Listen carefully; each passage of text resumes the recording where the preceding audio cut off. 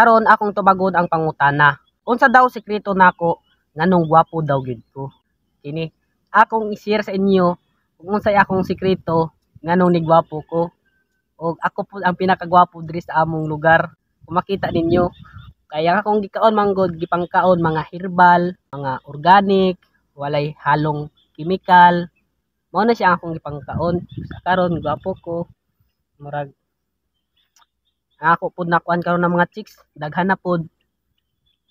Nana sa mga 50 nga akong mga ex, ako na tong gipangbiyaan kay simpre kita na gwapo mo puli gyud ta og lain. Mohanap gyud ta og lain, di ba? O karon murag need na pud nako mopuli og mga 50 ka bae. Kay sumol lamang gud, balik-balik ang 50 ka bae para pud 100 na tanan. Ana, so balik ta karon sa atong topic. Kung unsa gikaon nako nganong daghan koy chicks, nganong daghang koy chicks, nganong daghay mugkod sa ako ng mga chicks. Simple ra akong gamit, ana. Nakakinanglan mo gasto. Ang akong ikaon manggod kanang strawberry, panagsara diri sa atong lugar ba. Makita. Karon mao ni siya, no? Mao ni siya nga akong ikaon nganong ni gwapo ko. Ni siya.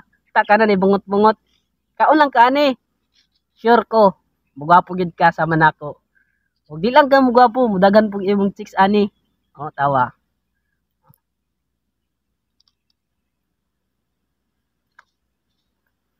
Tawa lami no.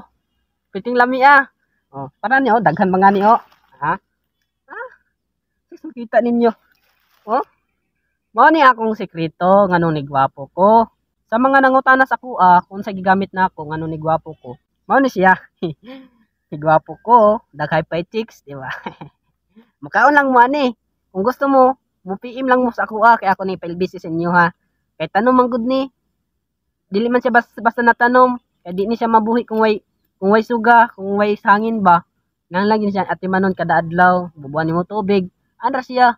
Mao ni akong gamit nganong ni gwapo ko.